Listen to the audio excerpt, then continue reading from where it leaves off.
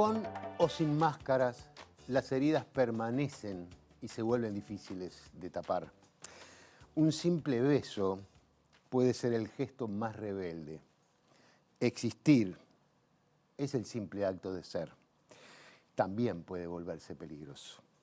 Existir, el simple acto de ser, es resistencia. Es el gesto más vital que tenemos.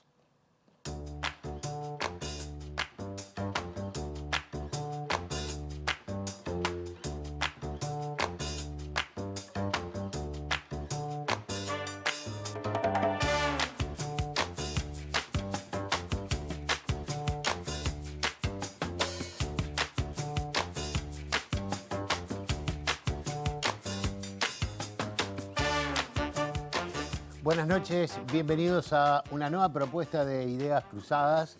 En este mes de la diversidad recibimos con mucho gusto a Karina Pankiewicz, activista, presidente de la Asociación Trans del Uruguay. Por su trabajo en nombre de la comunidad LGBT en Uruguay, fue reconocida en diciembre del 2019 como Ciudadana Ilustre de Montevideo. Karina, bienvenida. Muchas gracias. Te lo dijo bien lo de Pankiewicz, ¿no? Sí, perfecto. Un gusto estar aquí en el programa. El gusto es nuestro. Igualmente. Que podamos estar compartiendo este programa. Y también nos acompaña Diego Sempol, docente e investigador del Departamento de Ciencias Políticas de la Facultad de Ciencias Sociales. Sus investigaciones se vinculan al pasado reciente, la memoria, los movimientos sociales y el estudio de masculinidades y sexualidades. También participa en proyectos internacionales centrados en archivos, movimientos sociales y digitalización. Bienvenido, Diego, gracias por acompañarnos. Gracias por la invitación. ¿Está bien la presentación? Sí, está No, porque a veces nos falta algo. No, está muy bien. Bueno, obviamente que vamos a estar entrando en todos estos temas, pero bueno, ¿en qué están en este momento? ¿En qué andan?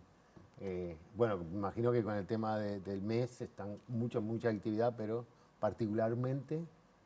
Sí, bueno, en este momento iniciamos el 1 de septiembre el lanzamiento del Mes de la Diversidad del Ministerio de Desarrollo, fue la primera actividad que tuvimos, y seguimos con distintas actividades. Ayer casualmente tuvimos el estreno de una película de una compañera en el Festival de Yamaleache, Sofía Somier, una mujer trans también, que para mí es un orgullo que ella, mostrando sus transur, la vida de las mujeres trans, la realidad de las mujeres trans. Aldo Garay haya hecho una película y se estrenó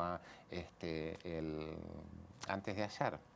Y seguimos con Diego también los viernes haciendo las entrevistas, que después lo vamos a hablar, por este proyecto que estamos haciendo para hacer después un documental sobre historias de memorias trans.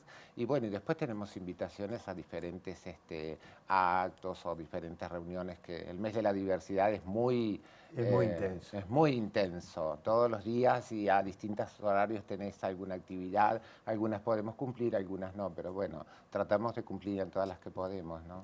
Ella decía recién de la película de Aldo Garay, y ustedes están trabajando con él en otro proyecto, o tú estás trabajando con él en otro proyecto. Yo con él estuvimos trabajando juntos ahora en una exposición que se hizo en la Galería de Policía Vieja, o llamado Espacio de la Diversidad, que fue trabajar las fotografías de Gloria Menezes. Gloria Menezes fue una travesti histórica de Uruguay, que Aldo Garay logró recuperar sus fotos de casualidad. Él la había entrevistado en los años 90 cuando estaba haciendo un documental, empezando sus primeros pasos acercándose al tema travesti, y después Gloria fallece. Entonces él entra en contacto con una amiga de Gloria, Pocholo, a la cual en el diálogo Pocholo le entrega un conjunto de fotografías que eran estas fotos de Gloria Menezes, a través de las cuales se puede ver toda la historia del siglo XX en clave trans.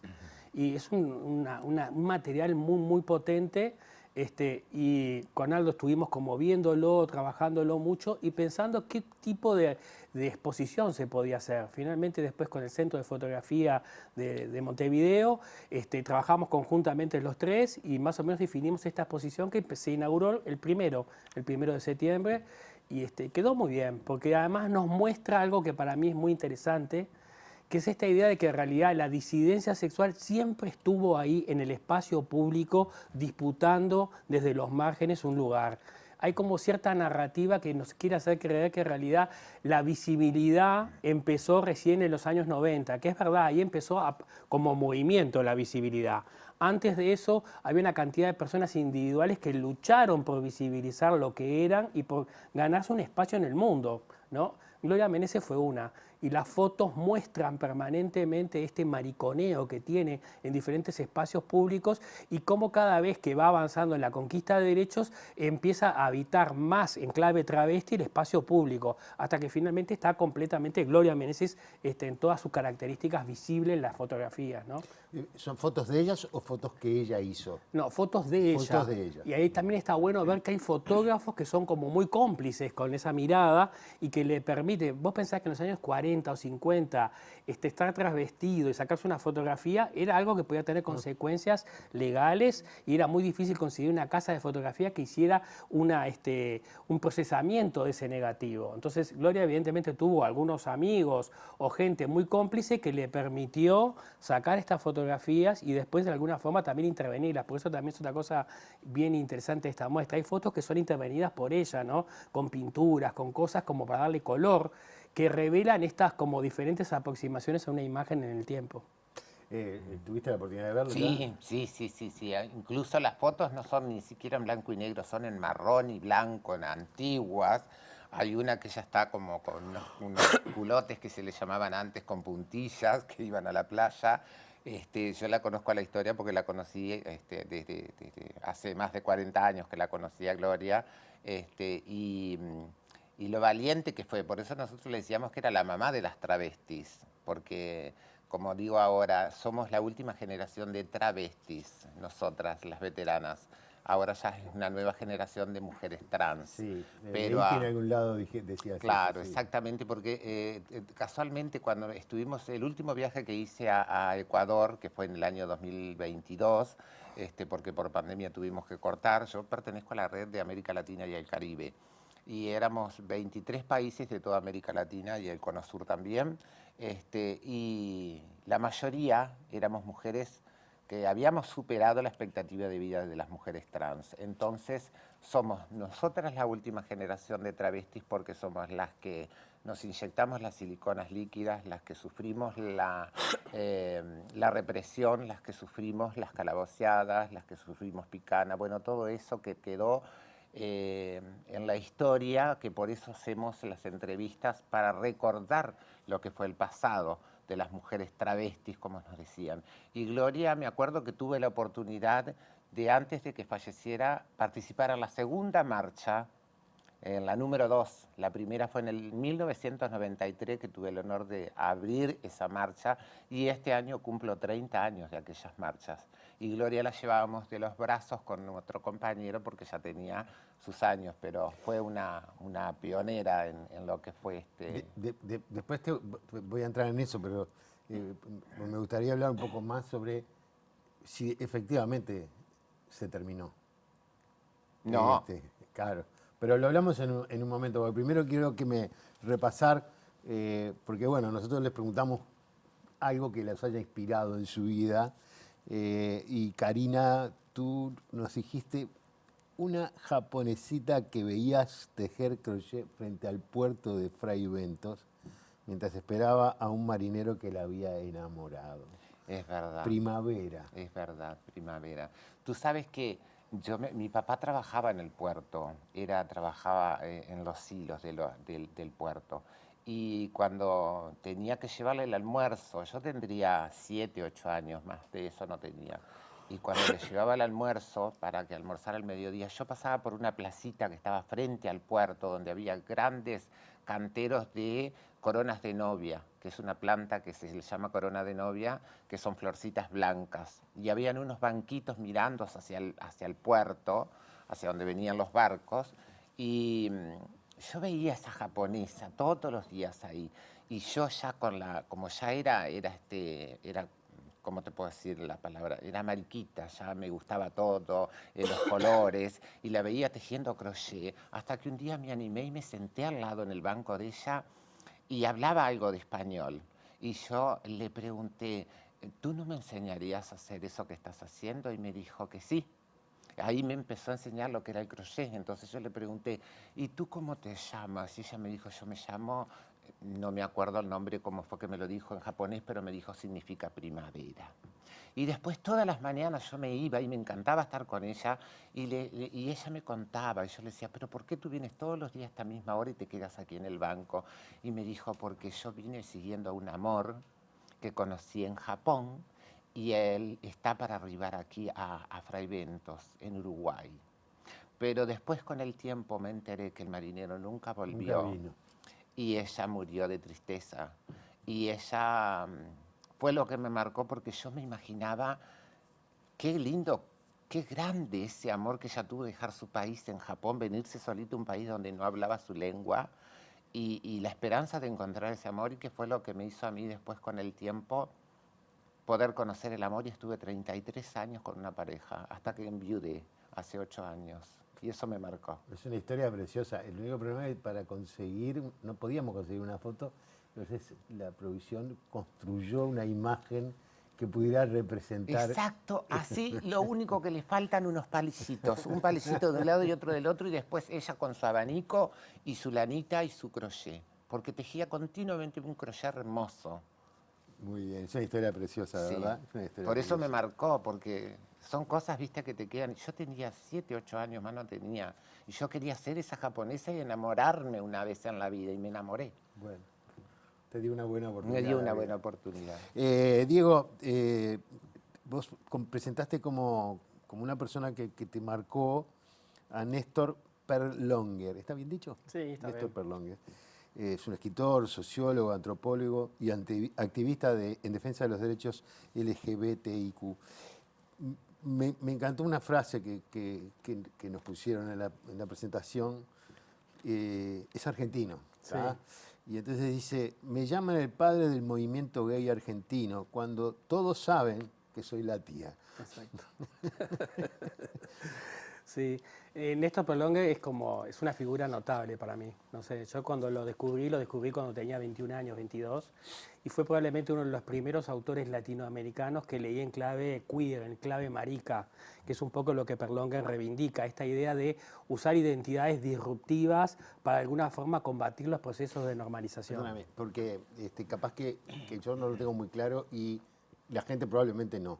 Cuando vos usás el término marica o cuando vos usabas el término Mariquita, mariconear, sí. ¿no? ¿Qué significa?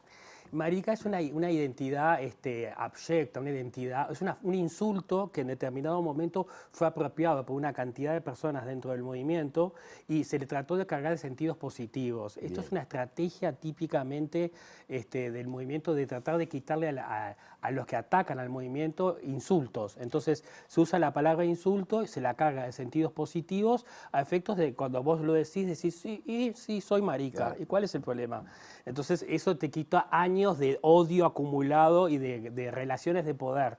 Entonces Perlonger era uno de los que reivindicaba estas categorías y se las apropiaba a propósito para tratar de jugar con esto. Soy la tía del movimiento. Claro. Y reivindicaba toda una política marica que es toda una política de la incorrección, que es una política de confrontar contra la normalización y para cuestionar también este modelo gay que es muy centrado, muy moderado políticamente hablando, muy racista y muy clase mediero, ¿no? El modelo gay en determinado momento desarrolló en el contexto de Estados Unidos y también de América Latina modalidades fuertemente opresivas, o sea, funcionó en un cierto momento como un mecanismo de transformación y dar lugares de enunciación a la gente, pero después empezó a operar como una cosa que obturaba.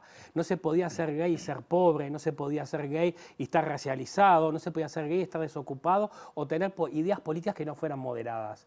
Entonces empezó toda una crítica al modelo gay y la perspectiva marica es una crítica muy fuerte a este modelo. Claro. Y Perlonger es uno de los papás, una de las tías de esta estrategia, ¿no?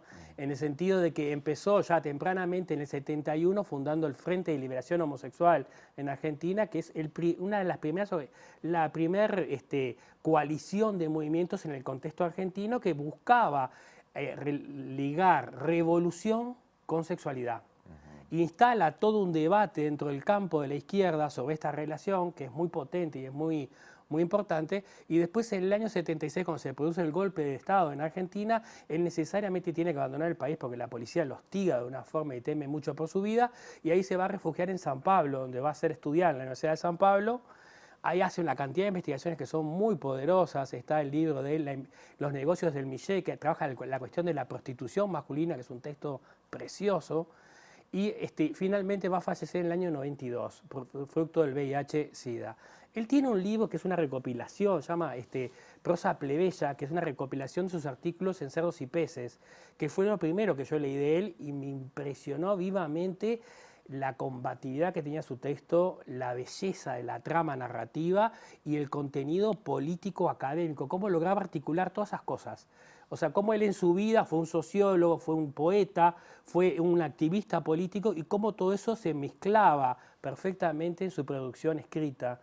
Y me pareció como además muy interesante conocer casos locales. Yo hasta ese momento siempre había leído literatura de afuera, de otras partes. No pensaba que había una política sexogenérica tan temprana en Argentina. Para mí fue todo un descubrimiento a los 20 años.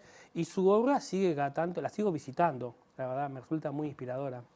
¿Cómo te llevas con la academia, con este tipo así que tienen tanta formación y tanta...? Bueno, cuando empezamos a hacer el proyecto, que Diego me manda la invitación, Karina, me gustaría hacer un proyecto contigo sobre historia de memorias trans, y yo me preguntaba, que un día se lo pregunté a él, digo, ¿por qué me elegiste a mí? Me dijo, Karina, porque me gusta que sos una persona que querés aprender y sos inteligente. Y es un orgullo estar trabajando con él, porque aprendo todos los días algo, y que él me tenga la confianza. En un momento, en el año pasado que estábamos haciendo las entrevistas y se fracturó un pie y se tomó una licencia, pero me dejó en mis hombros el hacer las entrevistas, o sea que también me dio esa mano y tuvo esa confianza de decir, bueno, tú podés y tú lo haces, y bueno, salió perfecto, por eso... A mí una cosa que me enseñó la diversidad es que la diversidad es muy diversa y que hay lugar para todos y todas y todes.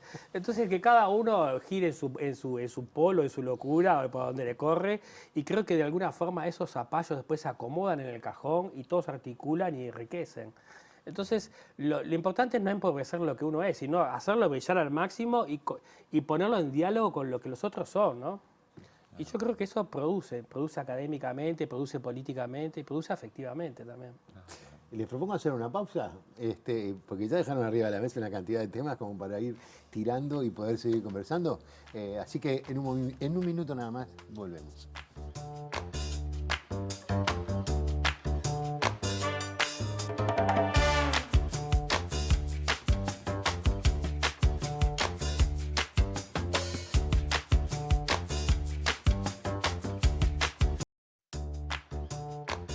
Presenta Mercado Agrícola de Montevideo, en el corazón de un barrio donde late la ciudad. Mercado de Historias. Mercado de Historia.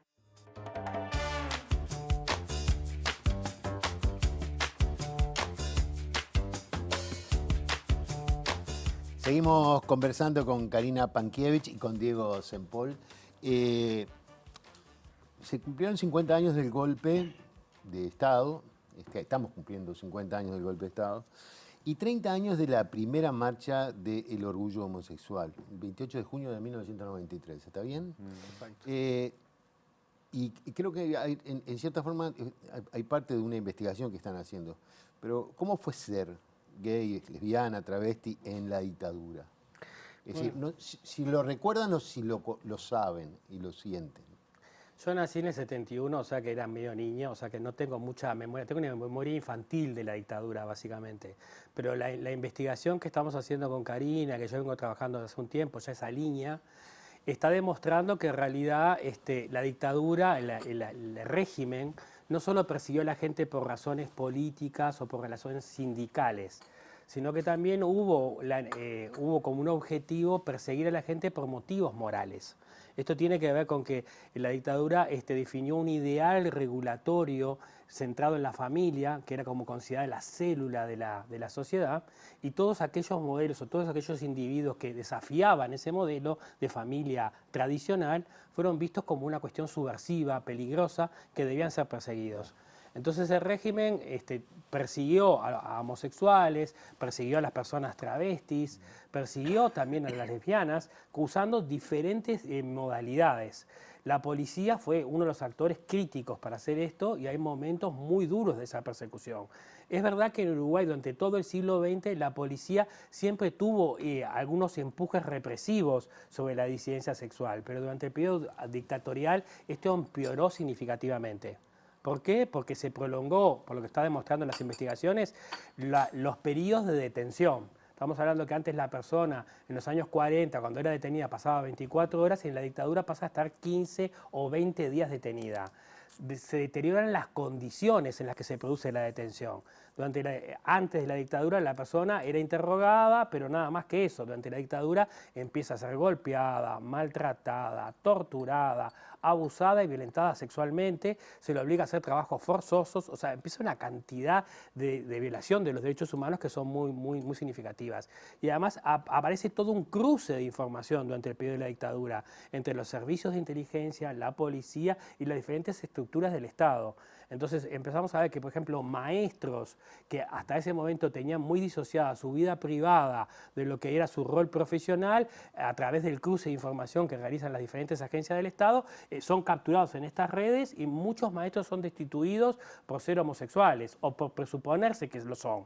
Muchas maestras son destituidas porque tienen comportamientos supuestamente díscolos o no esperables de acuerdo a su género. Estamos hablando de personas que de repente vivían en concubinato o tenían un amantazgo y eso cobra cierta visibilidad pública.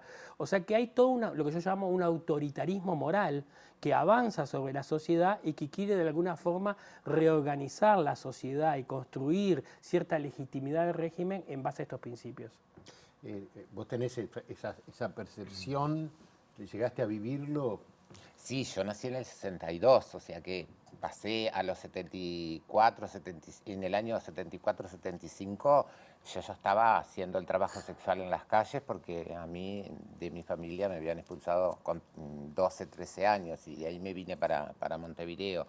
Y fue la peor de la época de la represión. Y es, como decía Diego también, o sea, toda persona que no fuera binaria, mujer o hombre, así el término mariquita que usábamos, no, es mariquita, arriba, no, es esto, es travesti, para arriba. Y ahí es donde vivíamos la represión, que incluso a veces nos decían, nos pegaban, nos daban picana, y nos preguntaban dónde estaban las tatuceras, y nosotras no sabíamos qué eran las tatuceras, porque no estábamos en ese movimiento. Sí, claro. Que estaba en conflicto, ¿no? Y después con el tiempo lo fuimos entendiendo que también pagábamos por ser diferentes y vivíamos perseguidas. De una semana, de repente una noche podíamos dormir en una cama y el resto dormíamos en los calabozos. Una cosa fue ¿verdad? Bueno, era la conformación, así como en su momento la dictadura imaginó cuál era la juventud que necesitaba el país para ser diferente. Bueno, todas aquellas expresiones que fueran en contra de la familia tradicional o de la forma tradicional serían duramente reprimidas. Fueron muy problemáticas, sí. Y además claro, en el 75, 76, 77 en particular esto se agravó significativamente porque al frente de la jefatura de la Policía de Montevideo venía estando ya hace un tiempito Balestrino, claro, que es que tenía como objetivo hacer una limpieza, él dijo públicamente, del homosexualismo en la ciudad de Montevideo. Entonces es posible ver en el 76 la detención masiva, calculamos entre unos 300, 250 personas homosexuales que a partir de ese momento entran en los dispositivos de vigilancia, de control y son permanentemente molestados por la policía todo el tiempo y además clasificados según los criterios policiales como pederastas activos o como pederastas pasivos. Estos registros impedían que la persona consiguiera los certificados de buena conducta, lo que muchas veces les dificultaba el acceso al trabajo o muchas veces les dificultaba la obtención de un pasaporte para poder salir del país. Irse. Exacto.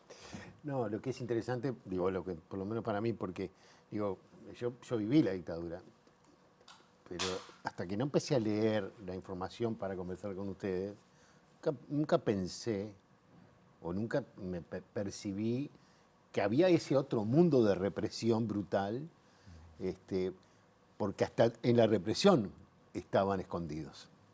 Sí. No ustedes, sino las medidas represivas lo escondían también esa realidad, ¿no? Sí, y además también yo creo que había como cierta naturalización de esta violencia. O sea, porque también es bien interesante ver cómo a partir del 85 la sociedad empieza a discutir las violencias que se pasaron durante el periodo dictatorial y esta violencia nunca logró ser escuchada.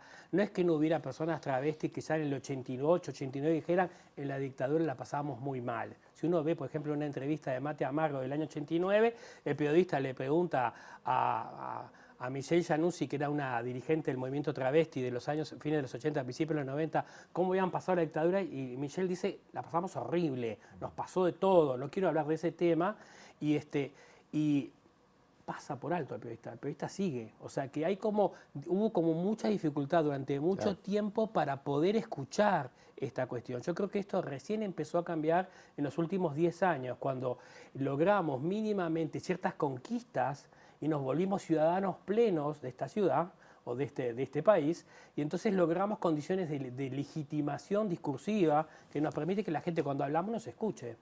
Antes la gente decía, bueno, está, no sé. Sí, era muy normal que no apareciéramos a nuestras casas porque salíamos, pero no sabía si volvíamos. Muchas de las compañeras también salieron una noche a trabajar y nunca más volvieron, no se supo más de sus muertes, y era normal, o sea, no podíamos salir a hacer un mandado, no podíamos salir a cenar. Me acuerdo que trabajábamos en Propios y Avenida Italia y teníamos un restaurante frente y le teníamos que pedir al dueño del restaurante bajar las cortinas porque nos sacaban de adentro cuando estábamos cenando. O sea, ni siquiera eso. Y es lo que decía Diego hoy, esa marca que nos ponían de PP, pedrastra pasivo, pedrastra activo, era un antecedente que quedaba para la policía. Y si vos te querías presentar a una agencia de colocaciones que había en aquella época, me acuerdo, que intentábamos, aunque sea hacer mucamos o algo, porque ya estábamos cansadas de la represión, nos aparecía el antecedente que ya éramos PP. Y eso la gente no lo aceptaba tampoco. Travesti todavía con un antecedente, incluso para sacar el pasaporte. Claro. Si caías y te fichaban, no podías sacarte el pasaporte. Esos antecedentes, yo sé que ustedes están trabajando en el archivo, me pueden contar del archivo, pero esos antecedentes, ¿se sacaron? Bueno, fue todo parte de un proceso de discusión. En los 80, parte del movimiento empezó a reclamar esto, que desaparecieran los antecedentes. La policía en un momento dijo que lo sacó y después en un momento también se planteó que supuestamente se habían quemado estas cosas. Esto no tengo certeza que sea efectivamente así. Lo que me consta que hoy la policía ha retirado esta categoría de pedrastra pasivo y ya no la utiliza más. Exacto. Esto pasó hace prácticamente 15 años más o menos que se cambió esta categoría. Pero yo supongo que los prontuarios de todas estas personas detenidas deben seguir existiendo en policía científica. Pero no pueden ser utilizados judicialmente. No. Por lo menos hasta donde yo sé, no. Bien. No, y sí, porque incluso yo trabajo en la comisión reparatoria de la ley 19.684 y pedimos los antecedentes al Ministerio del Interior y hay muchos de los expedientes de las chicas que vienen con ya con el PP, pedrastra pasivo, o sea que siguen existiendo en los expedientes la sigla esa. Mira. Pero como que ya no nos catalogan como pedrastras No, está pasivos, bien. ¿no? Digo, pero bueno, está. Uno nunca sabe la vuelta Sí. de la vida, ¿no? Sí, habrá que tener cuidado. ¿Cómo es el tema del archivo en el que Bueno, están? soy coordinador de un archivo que se llama Archivo Sociedades en Movimiento, que es un archivo en el que participa el Departamento de Ciencia Política, el Centro de Estudios Interdisciplinarios de Facultad de Humanidades y Facultad de Artes. Somos los tres que somos lo coaligamos para generar este espacio de trabajo conjunto. Y el archivo está centrado en los movimientos sociales en Uruguay. ¿Por qué nos interesaba recuperar la memoria de los movimientos en un país donde se da tanta atención a los partidos políticos siempre? Se ha dejado siempre en un segundo lugar, en una segunda escena, la historia, la memoria de los movimientos sociales. Entonces nos parecía interesantísimo recuperarlo. Y en particular, trabajar en movimientos que han sido como completamente invisibilizados. Entonces, hasta ahora nos hemos centrado en 4 movimientos. Uno es el movimiento feminista, otro es el movimiento de la diversidad, el movimiento afro y el movimiento sindical. son los 4 en los que estamos trabajando. Y lo que hacemos básicamente es digitalizar fuentes, material y subirlas, disponibilizarlas al sitio web nuestro que tenemos en la universidad para que todo el mundo pueda acceder a esta documentación y promover la investigación, los artefactos de memoria, que la gente pueda trabajar con esto, hacer trabajos universitarios, los activistas puedan apropiarse para las cosas que necesiten. Y además también tenemos un archivo de la palabra que está centrado en investigar y hacer entrevistas a dirigentes y a militantes de los diferentes movimientos sociales para preservar toda la historia oral de ese movimiento. Y en esa línea es que nosotros empezamos a trabajar, ahí ACM, que es el Archivo Social en Movimiento, tiene esta estrategia de trabajo colaborativa con el movimiento social. Se busca acuerdos con organizaciones sociales y definen proyectos de trabajo conjuntos para avanzar. Con ATRU, ACM empezó a trabajar hace ya un año la idea de una línea de trabajo que es la línea de memoria trans, para recuperar la memoria de este colectivo que ha sido tan brutalmente vulnerado, toda la información que haya disponible, fotografías, filmaciones, testimonios, documentación de las organizaciones, recortes de prensa, cartas, o sea, para poder como de alguna forma combatir el olvido y la desmemoria. Y básicamente es lo que hemos estado trabajando en los últimos, el año pasado y todo este año. Okay. Ya durante este año vamos a probablemente llegar al número de entrevista 40, o sea, vamos a haber entrevistado a 40 personas sobrevivientes, trans. ¿no? Exacto. Que es difícil superar la expectativa de vida de una mujer trans de 37 años. O sea, a veces se nos hace un poco complicado encontrar mujeres que hayan pasado, porque ya han muerto la mayoría de ellas. La idea es empezar por la vieja guardia, o sea, claro, las más veteranas, y empezar como de ahí para abajo y como seguir bajando. Y es interesantísimo lo que empezó a aparecer. Uno empezó a ver patrones, o sea, historias de violencias que se repetían una y otra vez y que tenían como principal nudo el periodo autoritario. Y fue ahí que empezamos a decidir hacer productos audiovisuales. Entonces, en mayo, que se cumplían los 50 años del golpe de Estado, por ACM y por ATRU, decidimos hacer conjuntamente un pequeño corto de 10 minutos que se llama 50 años, 20 historias, en las que presentábamos fragmentos de 20 personas entrevistadas que relataban lo que había sucedido, lo que les había pasado durante el periodo de la dictadura y los primeros años democráticos. Y además convocamos a este espacio a otros colectivos, a colectivos diversos La Piedra, a Transboy, participó también la gente de Facultad de Artes e hicimos una gran exposición en el espacio de arte contemporáneo con fotografías donde presentamos este corto y una mesa donde daban testimonio a las personas en primera persona. Se llenó. Fantástico. Había 300 personas más o menos, el reel se viralizó, tuvimos casi 10.000 vistas en 48 horas, o sea que tuvo un alto impacto y yo creo que es el principio del nacimiento de una memoria LGBT o una memoria de la diversidad sexual, que ha sido un tema que hasta ahora casi nunca había aparecido dentro de lo que era la reflexión o la politización de la sexualidad en Uruguay. Han avanzado mucho, ¿no? En una cantidad de elementos, incluso en la adquisición de derechos, de leyes, y este tipo de trabajo sin duda es muy importante lo que ustedes estaban contando porque pone arriba de la mesa una realidad que de repente mucha gente la desconoce y probablemente mucha gente no quiere conocer, ¿no? Pero vos decías algo que me quedó, bueno, yo soy nosotros somos las últimas travestis y ¿están así? Sí, porque casualmente hay 3 décadas, personas de 3 décadas de aquí para atrás, que no conocieron lo que fue eso.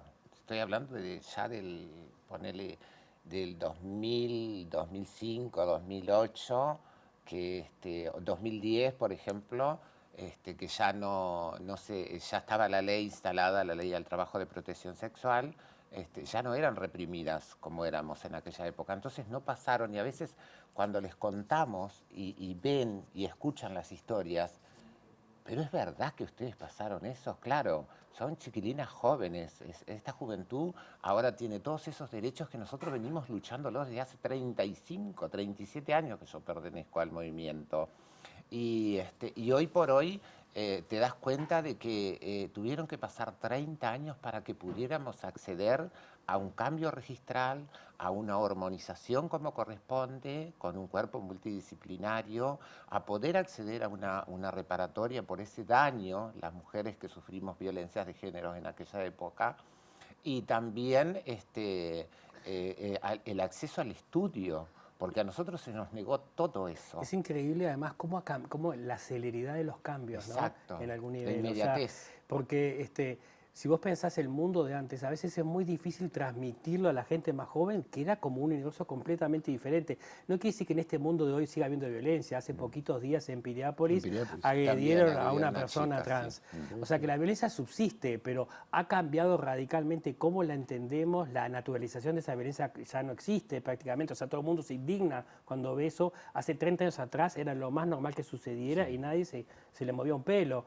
O cómo nos relacionamos con las corporalidades de las compañeras. Este programa no hubiese sido posible hace 30 años atrás. No. Entonces, es increíble cómo en los últimos 15 o 20 hubo una aceleración de las transformaciones que hoy ya las tenemos como completamente asumidas. Y para mucha gente que nació hace poco, como parece incluso poco creíble o muy difícil de entender. Por eso es imprescindible trabajar la dimensión de la memoria, entender que en realidad los logros son precarios y que están en permanente disputa.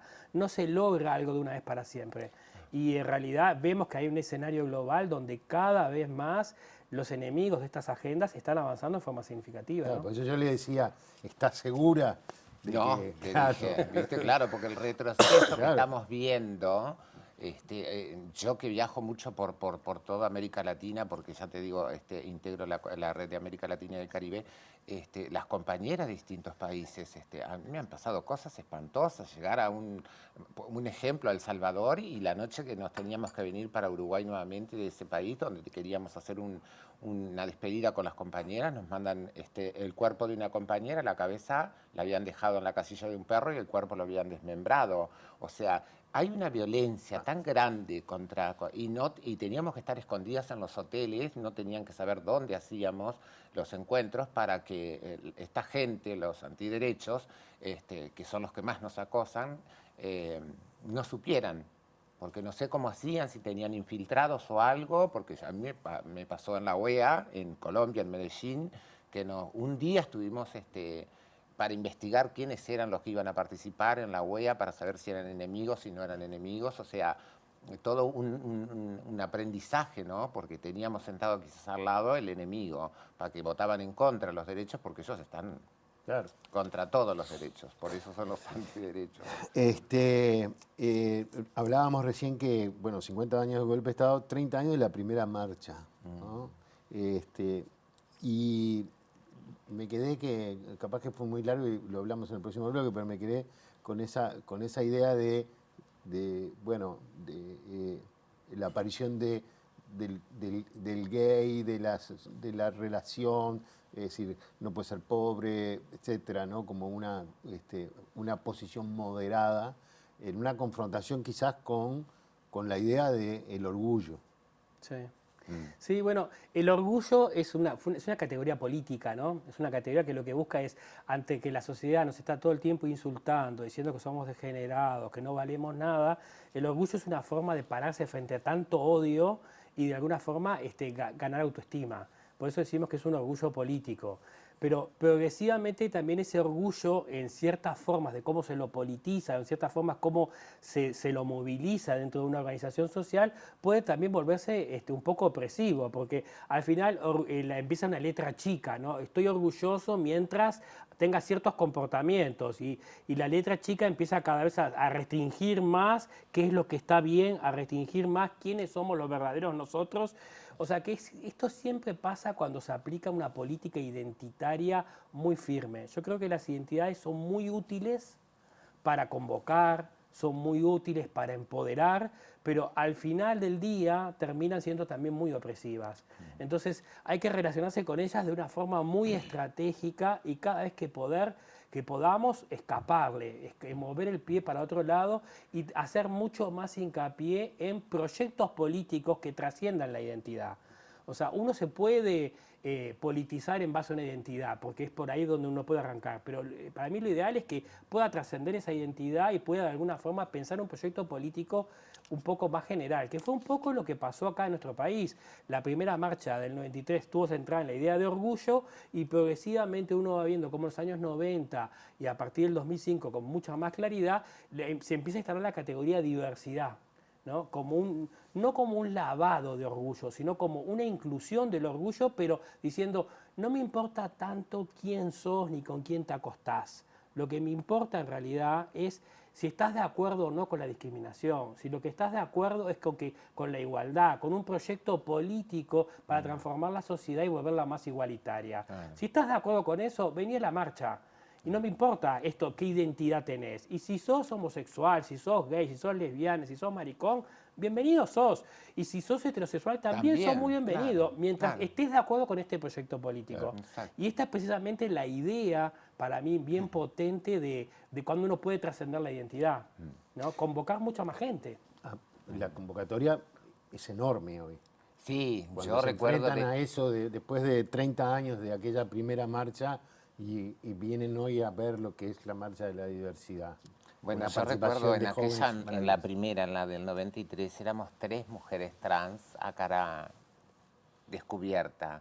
Michelle Abanusi, Adriana y yo, que fuimos las primeras que dimos la cara, y fue la primera nota que hice para Canal 4, me acuerdo, donde ahí pedía los derechos que nos correspondían, pero no para nosotras, sino para las próximas generaciones. Y después de 30 años que estamos cumpliendo este año, veo que esos derechos que pedimos hace 30 años se nos están cumpliendo, pero pasaron 30 años, por eso digo, quizás van a tener que pasar 20 o 30 años para que esto sea realmente una libertad para todas las generaciones que vienen, porque como decía Diego, todavía existe esa discriminación, la vemos a diario y últimamente ha tenido un retroceso, tanto en el ámbito laboral como cuando vas a algún lugar a hacer algún trámite, aunque tengas un cambio registral, a veces tenés el cambio registral y dice que sos una mujer, pero te tratan de señor. Entonces todavía está instalado eso de que no se respeta la identidad de género de la persona, porque yo creo firmemente que si tú me ves aparecer por esa puerta, sería una falta de respeto que me digas señor con mi aspecto. Hay que respetar la identidad de género, pero hay gente que todavía no lo hace. Te ve y te dice, ¿qué desea, señor? Le pasó a 2 amigas hace unos días recibiendo un premio, a Florencia Portagaray, en la torre ejecutiva de Antel, donde se van con el premio que se lo dieron a esta compañera trans por La Paz, a la mujer de La Paz, y el guardia les dice, hasta luego, chicos. Entonces, no, le están dando un premio a La Paz a la compañera y les dicen hasta luego, chicos. Es muy fuerte. Era muy interpelante y seguía haciéndolo, incluso en el 2005. Yo en el 2005 era activista, yo soy uno de los fundadores de Ovejas Negras, ¿no? Es una organización que yo ya no pertenezco, pero fui fundador en el 2005 de esa organización y a mí me tocó organizar la primera marcha de la diversidad. En el 2005 yo fui el organizador de esa marcha, el coordinador, que fue un trabajo gigantesco. Sí, y me acuerdo cuando íbamos al 1 de mayo con las banderas de la diversidad, estábamos nosotros, un vacío social, y después el resto de la manifestación del 1 de mayo. Nos faltaba la campanita de leprosos para de alguna forma. Sí. Y cómo eso del 2004 cambió a lo que es ahora, donde el PCNT lee el 1 de mayo nuestra adhesión a la proclama del movimiento, participa en la coordinadora de la marcha. Una cosa que te iba a preguntar era cómo se vinculaban con esas movimientos que vos explicaste, el movimiento social, el feminismo, el movimiento sindical y el movimiento afro. Sí.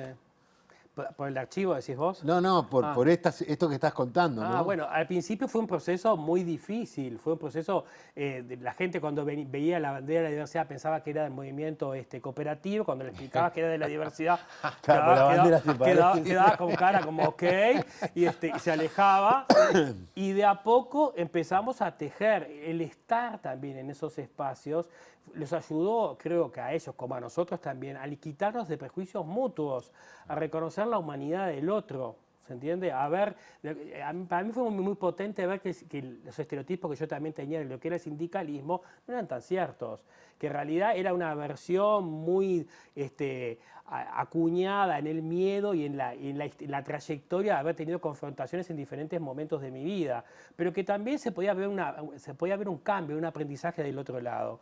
Y de 2004, que era esto, a lo que es hoy, es impresionante lo que cambió. Es esto, el PIT-CNT adhiere y forma parte de la coordinadora por la marcha de la diversidad, actúa, lee las proclamas del movimiento de la diversidad el 1 de mayo, trata de transversalizar esto, la Comisión de Género y Diversidad que tiene el PIT-CNT aborda estas cuestiones, o sea, ha pasado mucha agua bajo el puente, notoriamente, ¿no? Pero en el 2005 era muy difícil y ni contar en el 93 lo que era, ¿no? O sea, había que ser valiente para poner el cuerpo ahí. Sin duda. Ya seguimos, en un minuto nada más, seguimos conversando con Karina Pankiewicz y con Diego Sempol en esto que nos está ayudando a aprender mucho. Ya seguimos.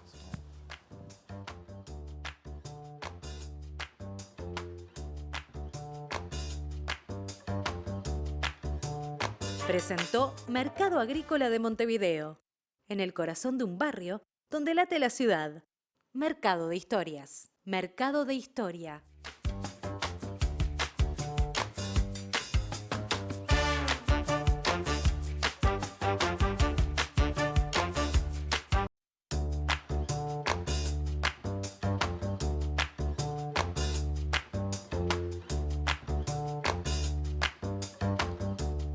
Seguimos conversando, ya acercándonos al final de este programa con Karina Pankiewicz y Diego Sempol.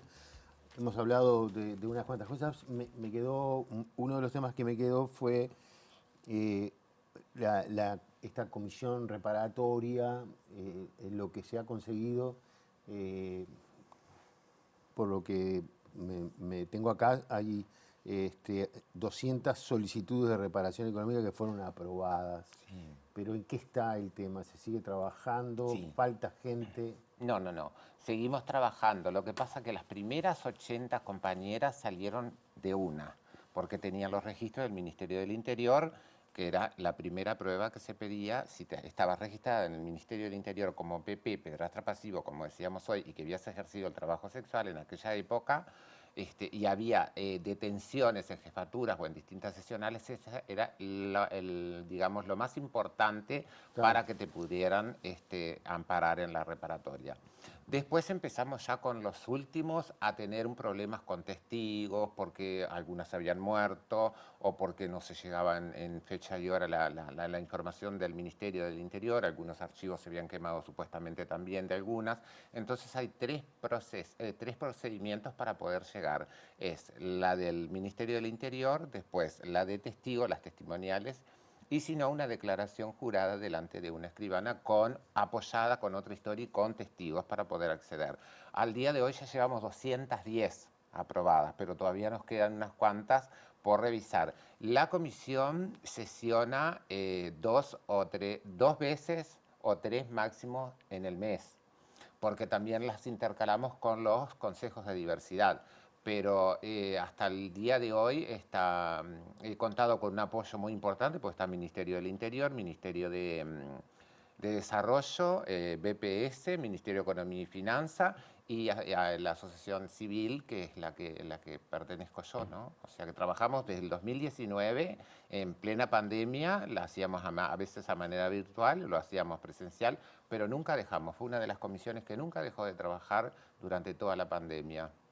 En algún momento decían que creo que tú haces una referencia de pensar hace 30 años las cosas que hoy tenemos, ¿no? Y que además quizás muchos no sepan lo que costó, y por lo tanto es necesario hacer memoria, porque está bueno, porque si uno a veces se acostumbra a que las cosas le parece que son porque sí nomás, como que pierde el sentido de la valoración. ¿Qué falta? Y bueno, para mí falta mucho todavía, ¿no? O sea, Yo creo que la ley integral trans fue un avance muy importante, la reparatoria es una cosa muy importante, pero muchas de las partes de la ley integral trans no se cumplen hoy.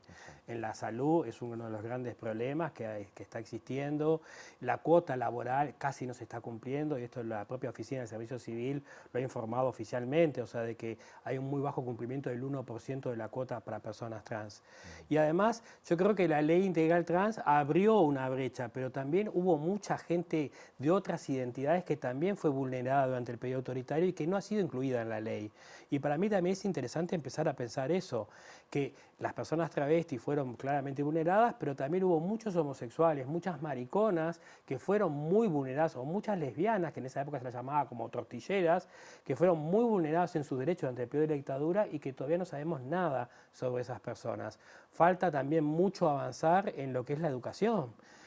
Ha habido un desmantelamiento muy importante de todos los programas de educación sexual, ha sido muy difícil mantener una agenda que respete los derechos y sabemos que la educación es clave para transformar la sociedad, para transformar cómo vemos estos temas y para de alguna forma generar felicidad a nivel general. Entonces, creo que hemos avanzado en reconocimiento de derechos, falta mucho más todavía transformar la cultura y falta a su vez avanzar sobre agendas específicas que cubran una cantidad de agujeros que todavía están pendientes. ¿Y hay estructura, hay militancia como para mantener ese trabajo, esa llama encendida, por decirlo de alguna manera? Yo creo que sí, que estamos en un pleno proceso de renovación generacional del movimiento. Yo dejé de formar parte de Ovejas Negras porque me parecía que estaba bueno correrme de ese lugar y que otra generación empezara a ocupar ese espacio. No es que me fui mal de esa organización, siempre me fui en los mejores términos, pero me parecía que estaba bueno permitir el recambio generacional, que uno también tiene que saber cuándo moverse del lugar y dejar que otros vengan con otras miradas y con otras agendas y otras necesidades. Y creo que es algo que está sucediendo hoy dentro del movimiento, ¿no? Hay toda una camada de gente que tiene entre 20 y 30 años que está como luchando y pensando toda una nueva agenda. Y bueno, me parece que eso es lo lindo, lo bueno, cómo se mantenga el movimiento, ¿no? ¿Algo más? No, simplemente agradecer por la invitación y dejar ¿cómo te puedo decir? Dejar esta reflexión que yo a veces me pongo a pensar y digo, que no se juzgue a la persona por un diploma, por la inteligencia de una persona por un diploma o por un título. Porque hay muchas personas que no tenemos títulos ni diploma y hacemos cosas muy importantes como esto de una mujer trans sin estudio, dejar una ley. Y hay gente que tiene títulos y diplomas y no hace nada. Entonces aprendamos a juzgar que la inteligencia a veces es nata y no necesita un diploma. Muchas gracias. Muy bien, está muy bien. Bueno, estamos en el mes de la diversidad, vamos a tener la marcha. Estaba leyendo el MIDES pone como consigna: una sociedad inclusiva prioriza el bienestar de todas las personas. Yo decía, esto más que una consigna es una definición de diccionario. Tal cual. ¿No? Falta un poquito de Sí. ¿no? De punch a una... Estamos en eso. Antes, perdón que te tengo que decir esto por último, que tenemos el 21 casualmente una capacitación sobre salud mental, porque está pasando que muchas de las juventudes están pasando por problemas psicológicos muy... Entonces vamos a tener el 21 de las 10 de la mañana hasta las 4 de la tarde un taller sobre salud mental, para poder replicar esas buenas prácticas con las compañeras y saber en qué momento poder abordar a la persona si ves que tiene algún síntoma o presenta alguna de estas características. ¿Esto es para trans? Sí, para todos los colectivos. Y una cosa también que a mí me parece también muy potente es que como en los últimos años la Marcha de la Diversidad se ha vuelto una marcha nacional y hay prácticamente marchas en todas partes del país. Que eso me parece que habla de un movimiento vivo, vibrante y que no para de expandirse de alguna forma y politizarse en todos lados. Yo creo que en algunas localidades de Canelones o del interior del país y hacer por primera vez una marcha era como en el año 93 hacer la primera marcha acá. Poner el cuerpo ahí implica un valor enorme, bancar la mirada inquisitoria de todo tu entorno y instalar una discusión y un debate político que para mí es muy productivo. Pero bueno, eso está pasando en muchos lugares y yo creo que eso es muy prometedor. Sí, claro, ese era un tema porque siempre ha habido como una diferencia importante entre lo que pasa en Montevideo y en el interior, y eso todo en algunos lugares del interior particularmente, que bueno, está bueno eso, que que pase esto como pasa en la Marcha del Silencio, que empieza a replicarse en prácticamente todas las ciudades, pueblos. Tal cual. Creo que eso hace fuerza. Pero bueno, llegó la hora de la pregunta incómoda. A ver. No es incómoda. Yo le digo incómoda para ponernos nerviosos, a ver qué hacen. Yo soy Ser. Nada, acá abajo de estas cartas hay una pregunta, simplemente que es como, dice una pregunta. Al azar. Al azar. Y una pregunta que no tiene nada que ver, puede no tener nada que ver con nada de lo que estuvimos hablando. Así que elijan una carta, señalen y yo se las alcanzo si quieren. Ahí va. Saquen la suya. Muy bien. ¿Quién la lee primero? Ay, ¿qué fue lo primero que pensaste esta mañana? ¿Qué me pongo para ir al canal? Pensé. Bueno, está muy bien.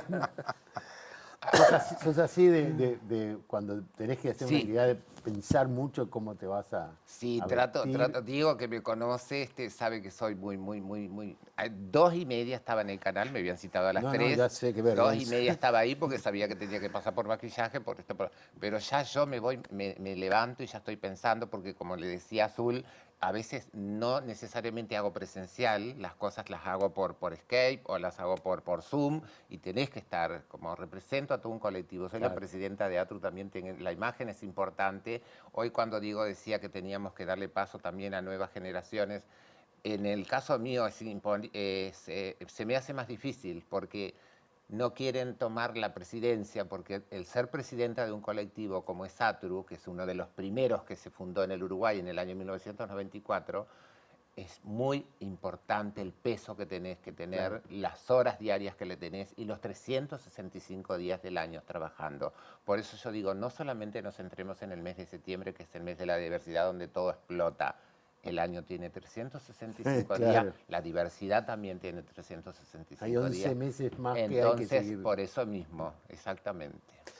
¿Qué dice su carta? Me preguntaron, si fueras una papa, ¿cómo te gustaría que te Me cocinen? encanta esa pregunta. Me No te encanta. entendí. Si fueras una papa, ¿cómo te gustaría que te cocinen? Y yo contestaría al horno, porque me encanta la papa al horno. Está muy bien, muy bueno. Al horno. Estás en el horno, diría. Exacto. Bueno, Diego, Karina, les agradezco muchísimo que hayan venido, espero que hayan pasado bien. Muchas Fue gracias. creo que fue muy, Muy amable. bueno, eso lo dice Ameno, usted, ameno. muy ilustrativo, me parece, para quienes nos pudieron estar viendo y para mí también. Así que les agradezco mucho Muchas que hayan gracias. venido. Gracias a vos por la Muchas invitación. Y a ustedes les recuerdo que nos vemos el próximo domingo para seguir conversando, porque conversar es pensar juntos en voz alta. Hasta el domingo que viene.